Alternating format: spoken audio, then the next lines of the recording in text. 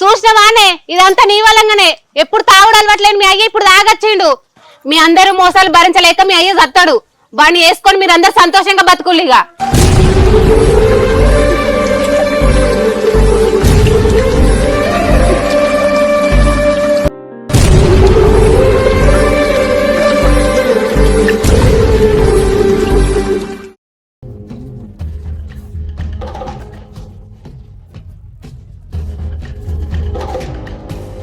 అన్నా ఏం చేస్తానవే?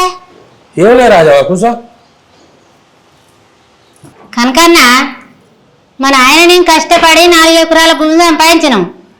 మా తమ్మునికి 3 ఎకరాల పాట వేసిండు. మన ఆయన చచ్చిపోయే ముందట బిడ్డానికి ఎప్పుడేం పెట్టలే అని ఎకరం అంత భూమి ఇచ్చిండు. ఇస్తే నేను దాన్ని చేసుకుంటానా. ఆడికి మా తమ్ముడు వచ్చి నాదని నాతోటి పంచాయతీ పెట్టుకుంటాండే. అదేమన్నా పద్ధతే నానే?